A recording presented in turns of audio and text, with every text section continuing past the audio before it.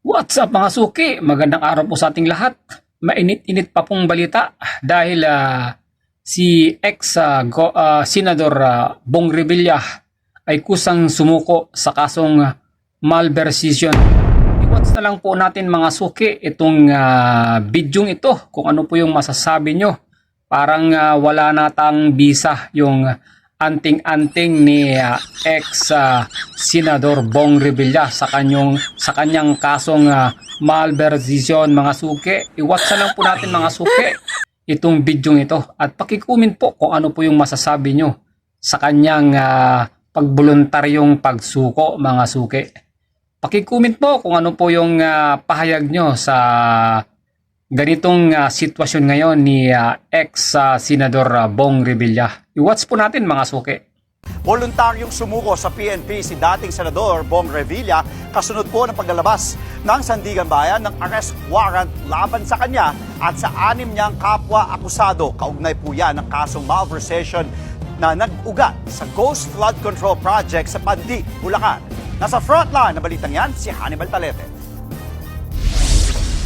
Sumuko kagabi si dating Senador Bong Revilla sa PNP Criminal and Investigation Detection Group sa Campo Crame. Sumuko si Bong Revilla matapos maglabas ng arrest warrant ang Sandigan Bayan, 3rd Division laban sa dating senador at 6 na iba pa. Nahaharap sila sa kasong malversation o paglustay umano ng pondo ng bayan na sinamahan pa raw ng pamimeke ng mga dokumento. Kaugnay yan ng 92.8 million pesos na Ghost Flood Control Project sa Pandi, Bulacan. Walang nirekomendang piyansa para sa kasong yan. Kasama rin sa mga pinangalanan sina Bryce Erickson Hernandez, RJ Domasig, JP Mendoza, Emilita Huat, Juanito Mendoza at Cristina Pineda. May hiwalay ding kaso ng paglabag sa Anti-Graft and Corrupt Practices Act laban sa ilan sa kanila. Bago sumuko, nakapag-Facebook Live pa si Revilla. Dito pinahayag niya ang pagkadismaya dahil umano sa kawalan ng due process. Nakatanggap po kami ng impormasyon na lumabas na yung aming warrant of arrest. Nakakalungkot po, parang wala yatang due process. Pero ganun pa man, haharapin ko to ng walang takot. At alam kong hindi ako papabayaan ng Diyos dahil wala po akong kasalanan dito. Git naman ng PNP, maayos na naipatupad ang warrant of arrest. Pinaalam din daw kay Revilla dahilan ng kanyang pagkakaresto ang karapatan sa ilalim ng saligang batas. Sumailalim sa standard booking and documentation procedures si Revilla sa CIDG pati na rin sa medical examination. Ang mga kapwa-akusado niya namang sina dating DPWH Bulacan 1st District Engineer Bryce Hernandez at JP Mendoza, inares na rin sa Senado kagabi. Isinilbi ng NBI Organized and Transnational Crimes ang arrest warrant laban kina Hernandez at Mendoza. Bago niyan, dumalo pa sila sa pagdinig ng Senate Blue Ribbon Committee. Hawak na rin ng NBI ang iba pang kapwa nila akusadong sina Engineer Domasig at accountant na sina Juanito Mendoza.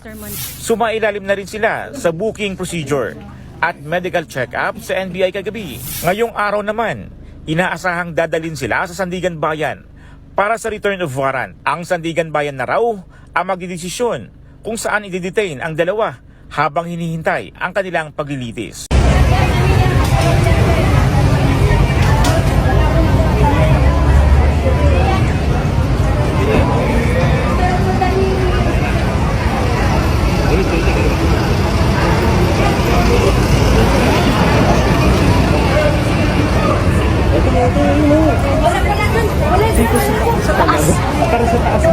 Doon tayo daan kaya sa kabila.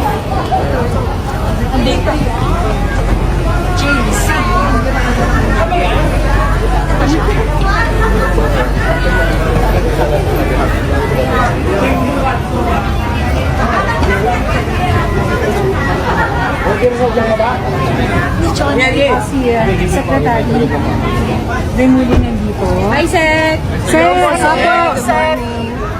Senator, Ate, sali dito. message po, sir. Sabihin, sir.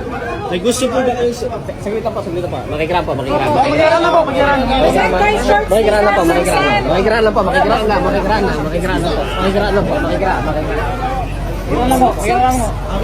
Okay. Sen, baka may short statement lang kayo?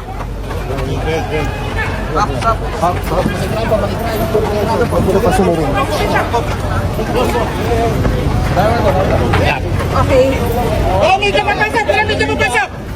Sa kabila kaya, Binja! Sa kabila!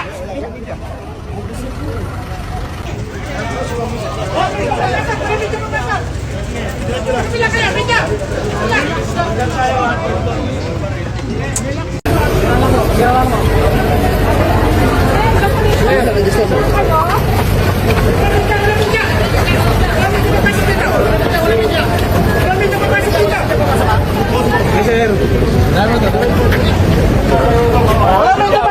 Oh, ayan mga suki, ano po yung masasabi nyo dito sa video ito?